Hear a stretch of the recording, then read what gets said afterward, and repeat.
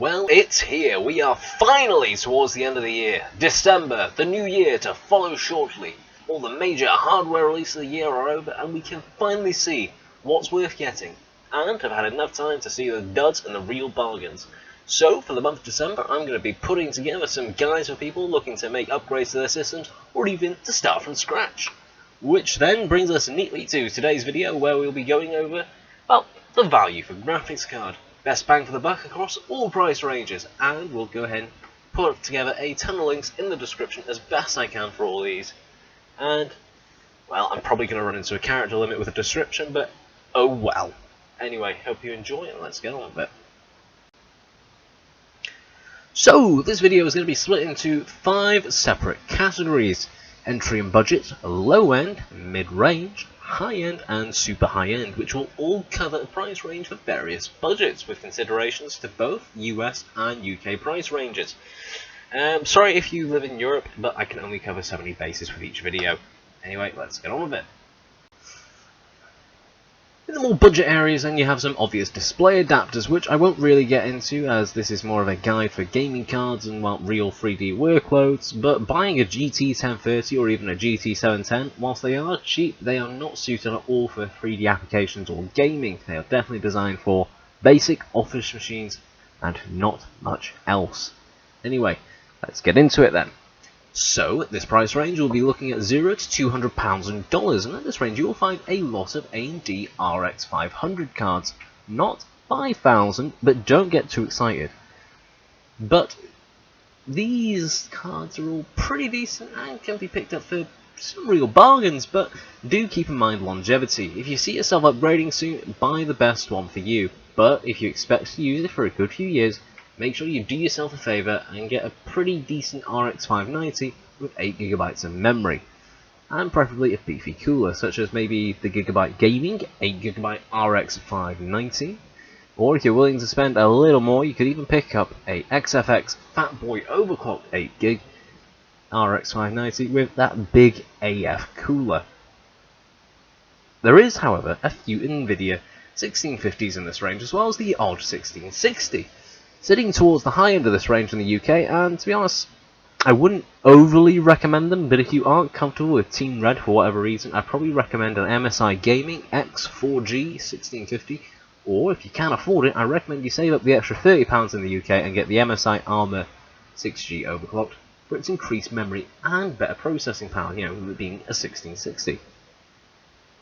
But if you are struggling to cobble even $130 or pounds, well, then you can always get a 4G RX 570 pretty easily at this or below, with FXX having a pretty nice model on offer for only £120 or dollars in both the US and the UK. So you have the budget to spare for a higher end RX 590 or even an entry level 1660. They are pretty reasonable choices, but if you aren't going to be able to upgrade soon, or you just really can't afford it, go for a cheaper card such as the 4GB XFX RX 570. Alright, so you have a bit more to spend. Maybe you're building a PC for about £500 to £600 or dollars. And in the cases, you know, gaming to be your main focus, roughly half of that should probably go to your graphics card, which will cover this band, the 200 to 300 range. Now at this price we are basically going to see a ton of 1660 variants, from the base to, well, the TI, and if you can get a TI I highly recommend it, as of course 1660 Ti is on top of the product set, but it can be a bit pricey. If you can't afford one though, I suggest you stretch your budget a little bit and at least try to nab a 1660 Super. Otherwise, in the UK, go for the 1660 I mentioned in the previous band and save a buck, or in the US, go for either the Gigabyte overclocked 6G or the MSI Ventus XS 6G overclocked, as they are both cheaper than a regular 1660 and in fact are 1660 Supers. Otherwise, if you have the budget, I'd recommend you go for the MSI Armour 6G overclocked 1660 Ti. For both the US and the UK, as in the US it's the best bang for your buck, and in the UK it only comes to about £240, which for what you're getting ain't half bad. And to be honest, probably not going to beat until, well, we get up to well, the next price band with either a 2060 or a 5700 variant. Okay, so to summarise then, either get yourself a decent 1660 Ti or a 1660 Super, but don't worry too much, as generally at this price range, the power requirements of a 1660 series and a super beefy cooler, it's really not going to make a huge difference. So simply put, if you have the budget, get a Ti, if not, get a Super and don't worry too much. Alright, moving on to the pretty mid-range now. This price bracket is free to £400 or dollars, or, well, a pretty tricked out system where RGB can actually be considered a desirable feature. As at this range, you might be spending up to £1,000 or more on your system, and if you want it to be balanced anyway, let's get on with this one. So in this price range we can finally start seeing those beautiful RTX 2060s and RX 5700s with the occasional 5700 XT variant sprinkled here and there, giving us some real performance increases, and even a small chance at taking advantage of some ray tracing, although it might not be too ideal. Now in the US, I highly recommend that you pick up the PowerColor Red Dragon 8GB RX 5700, as well in this price bracket you can either get a 1660 Ti, in which case you really should dip into my previous mention, or pick a 5700 or a 2060, and maybe the old 2070, but at $350 the 5700 is a great buy, and it's honestly really worth it. Plus, most of the time, a 5700 non-XT will edge out a standard 2060.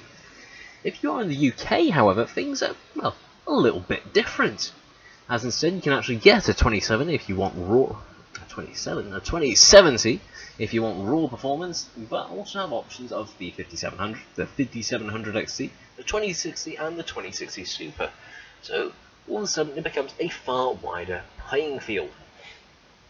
And you are now in a range where it can come down to personal preference, as you can bag a PowerColor Red Dragon 8GB 5700 for a mere £329.99, or even a Gigabyte Overclock 6G 2060 for, well, £299.99.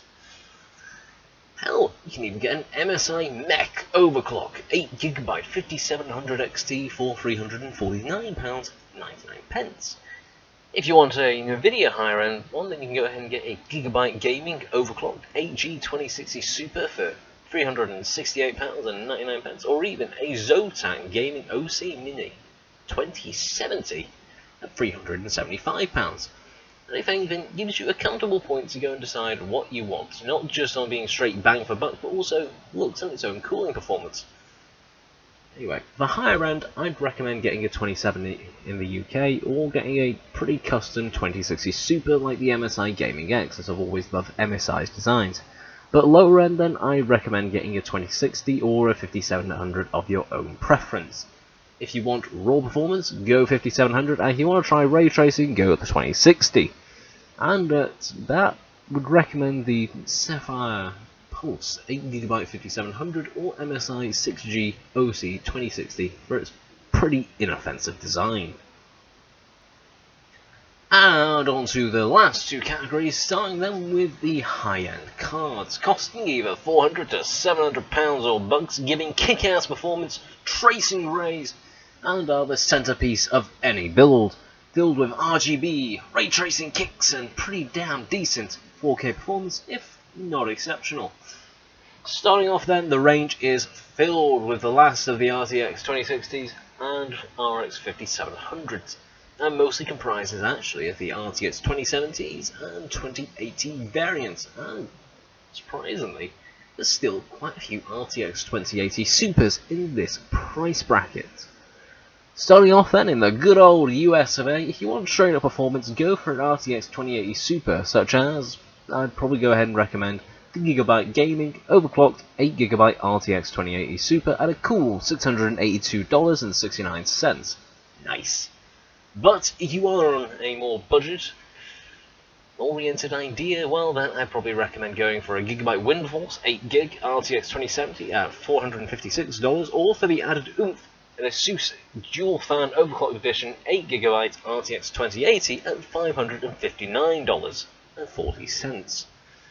But if you want one with RGB, I recommend either the Gigabyte Aorus 8G RTX 2070 Super at $654.99, the EVGA XC Ultra 8G RTX 2070 at $599.99, or the MSI Gaming X 8G RTX 2070 Super at $569.99, with some special style points being awarded to the Gigabyte Gaming OC White RTX 2080 at $649.99.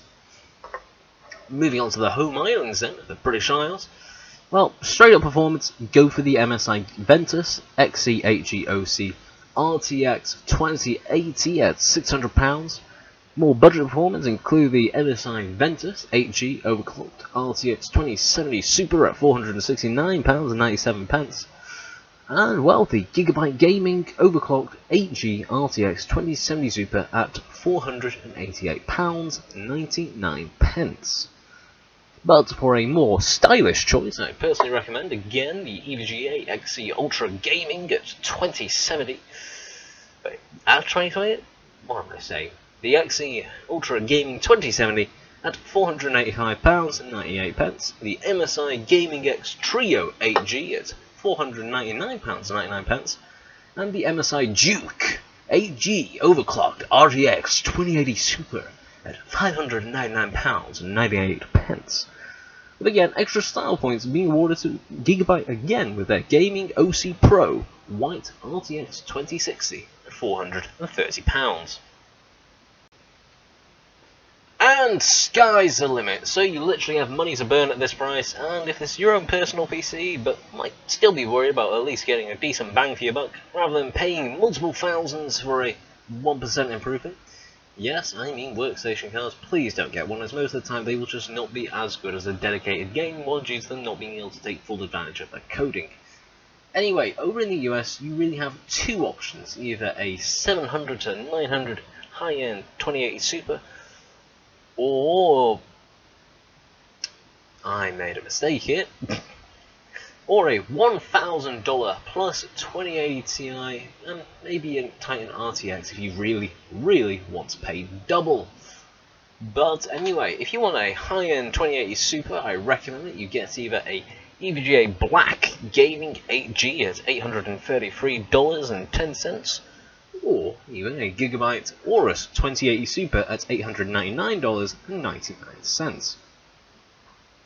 If you want the top of the range though, a MSI Gaming X Trio RTX 2080 Ti at $1,424.40, a EVGA For the Win Free RTX 2080 Ti at $1,637.56 would be pretty great options, and if you really just want to go the whole hog and buy a Titan RTX, go for it, because it will cost you $2,493.42. In the UK then, honestly, my recommendations were pretty much being the same, with the only differences being price, which I'll go through quickly now. The EVGA Black is £743.45, the Gigabyte Aorus is £749.99, the Gaming Trio is £1,519, the EVGA For the Win Free is £1,271.23, and last but definitely not the least is the RTX Titan at £2,347.53. And there you go, a whole bunch of recommendations at every price point, which hopefully some deals that won't disappear overnight. Anyway, hope it can help some of you guys. Anyway, this has been the 117th Con. Thank you all for watching. If you want what was featured in this video, links are in the description. Like it if you like it, dislike it if you dislike it. If you didn't, and well, leave any thoughts, questions, stuff like that as a comment down below. Make sure to subscribe. Feel free to check out my Facebook page and my Twitch, to stay in the know for upcoming live streams. Hit the notification bell, and well, if you want to stay up to the date with the latest games, tech reviews, stick with me. This has been the 117th Con, signing off. Have a great day, folks.